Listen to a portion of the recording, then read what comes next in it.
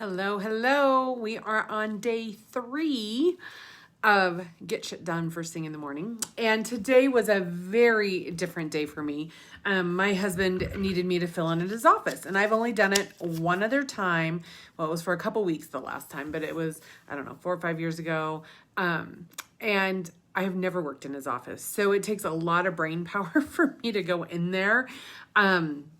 So tons of fun. So my day looked a little different, and I could have let that throw me. I didn't. I still got up. I still did my 10 minutes, did the things I wanted to do. I didn't have to focus on as much as what I normally might have, but we're going to talk about that today. So first off, let's talk about water.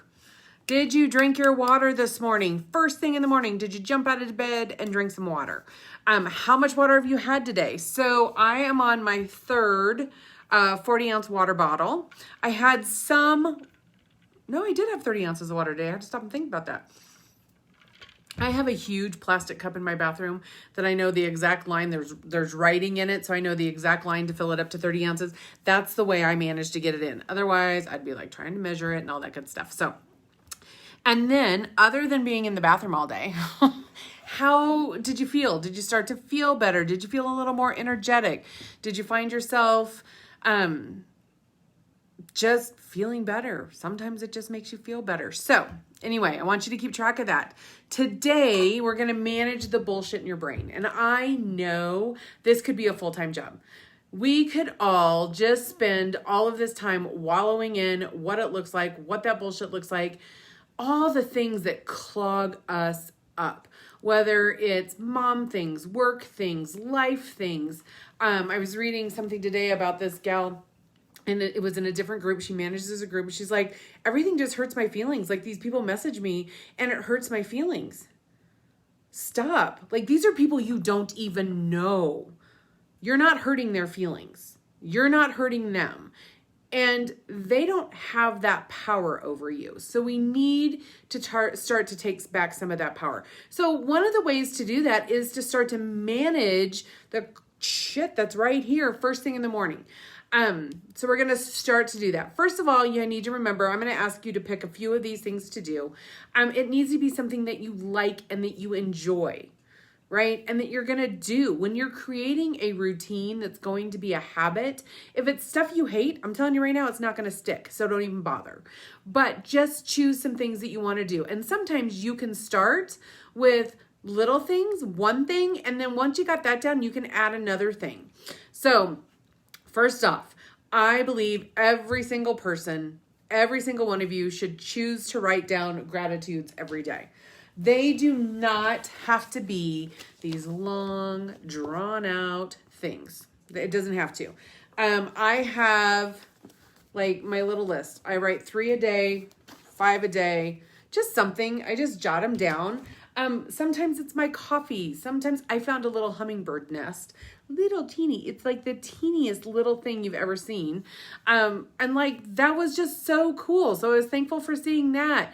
Like, just write down things you're thankful for. When we can be thankful for our surroundings and what's going on around us, then we can have more things to be thankful for. But first we have to acknowledge the things that we have in order to get more. So I believe that should be everybody's first thing.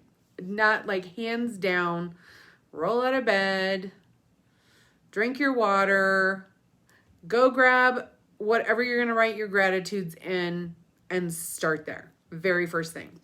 All right. A second thing people do everything differently. Remember, I'm just telling you, you're choosing your things. Do you pray in the morning? Do you need a prayer journal? Do you jot down who you're praying for? I have a friend who just jots down who she's praying for every day. Just a name. This doesn't have to be long, drawn out things. Just write them down. That can be number 2. Number 3, affirmations. If affirmations are your thing, I'm a firm believer in affirmations. I record mine and then listen to them while I'm getting ready, in the car. I just have them on my iPhone. I got a little, I don't even know. Oh, I'm looking at my iPhone, so I really can't pick it up to show you anything. Good God. It looks like a cassette recorder or cassette tape. It's an app that I found. It is absolutely nothing fancy, but I just record them so then I can listen. There are some tips to creating affirmations, right? Number one, and I could do an entire segment on how to write affirmations, and I have done that. It's in my confidence quotient 5-day challenge that I did. It's in one of the videos. It's on YouTube. If you're interested, I can send you the link. Just let me know. But quick tips. First of all, use I or my. It needs to be yours. You need to have ownership of those affirmations. Second off, be positive. Focus on where you're going. Not where you're at, but where you're going, where you're headed. Don't focus on want or need. Want or need is a scarcity mentality and it creates lack. That's the last thing we want to do. So it takes us away from our goals and turns them into desiring those goals and having a want or need versus actually knowing that we're moving toward those. So you want to choose words like have, choose, embrace. I choose XYZ. I embrace XYZ, whatever that looks like. Keep them in the present tense. Keep them short and sweet. If you get up every morning and you're going to write your affirmations, or if you're going to read your affirmations, or whatever that looks like, they can't take forever.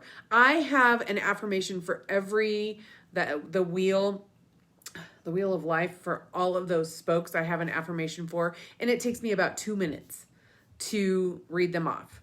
So you can have multiple affirmations in one area, but I would say focus on one thing so you're clear in each area. So then when your wheel gets a little bumpy, it's okay because these other things are going well for you. You have to believe your affirmations. You absolutely have to believe they're possible. If you're jotting down, I'm going to make $1 million this year, and in the back of your head, you're like, I am not. Like, that's some bullshit. Stop. I would rather you write affirmations that have goals that you know beyond a shadow of a doubt you can achieve than have some of these big lofty goals. You're allowed to write new affirmations anytime you want. So they have to be believable. You can't just sit there and think, oh yeah, right. Affirmations don't do you a ton of good either when you're in the having a bad day in the depths of whatever, because then it's really hard to believe anything you want to write. So there's other things you can do on those days. And then you have to believe in yourself. That's what affirmations are all about, right? All right. Meditation. Doing it creates powerful results. Meditation is very difficult for me. It is something that I try to practice, but it is not something that I find super successful for me right now. Part of it is I know the thing with meditation is getting into a zone, shutting your brain off. I have a very, very hard time doing that. I use an app, and I don't remember what the app is called because I'm on my phone, but I set to do 5 minutes when I'm going to do it. And I have to have something to listen to or focus on. So this particular app, if you want to know the app name, I can let you know that. But this particular app has a noise. I set my phone, I turn it on, I set my phone away from me, and I sit there and do the best I can, right? And so if meditation's your thing, meditate, do it. You have to find what works for you. So meditation, the results, powerful results, increase focus and concentration, improve self-awareness and self-esteem. It reduces stress. It can help you manage anxiety. It can help make you more tolerant, right? Who doesn't need that some days? All right, journaling is the next one. Journaling I have found is pretty powerful, putting pen to paper. When we write things down, we are purging them. And when we put them on paper, they become real. So then you can look and say, wow, that actually came out of my head, right? Otherwise, it just swims around in your head all the time. When you dump them, then you can look and start working through issues. If you do a brain dump and there's a common theme of something that's going on, you can then process through that. If you're using prompts, which I do prompts all the time, because sometimes it's hard. Sometimes you can do a brain dump and just blah. And other times you're like, I don't know what to write about. So you can use journal prompts. You can go to Pinterest, you can go to Google, any number of places and find prompts that you want. If you want them for self-esteem, self-confidence, for your business, for sales mastery, for self-awareness, anything like that, you can go and find them and you can just jot down the prompt and then just write. I let it free flow. I don't worry about anything, just write.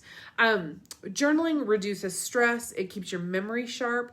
Anytime we're writing and making the brain connection, it's huge. It boosts your mood. You can help work through issues, and it strengthens your emotional intelligence. If you had an incident that came up that really struck you and made you angry or sad or whatever, if you can journal through that, putting it on paper, then you can work through that. So that is where we are today. All right. So I want you to choose 1 to start, 2 to start, 3 to start. You have to choose what's right for you, right? So I do gratitude every day. I pray at night. That's my thing. I do my affirmations every day, and I journal almost every day. I don't journal on the weekends, but I do journal Monday through Friday. And sometimes it's lengthy and sometimes it's super short. It doesn't matter. It has to be what works for you. If you meditate, do that, but choose 1 or 2, what works for you. And then know that, you know what? If you're in a bad spot one day and affirmations aren't going to work, maybe meditation will. And even if you've had something shitty happen at work or something that's happened at home, if you can take 5 minutes to get away and just get in a different headspace, it's going to be huge for you. So you can get so much more done when we learn to manage all of this, and it gets us to be productive. It allows us to hit the ground running first thing in the morning. So choose 1 or 2 or 3. I would love to hear what you're going to choose to do. And I'd love to hear how your water's coming. Tomorrow, we're going to talk about energy sources, where you get your energy from through the day, what types of things you do, how you do them. And then on Friday, we're going to start to wrap it all up. Make sure I have little notes here.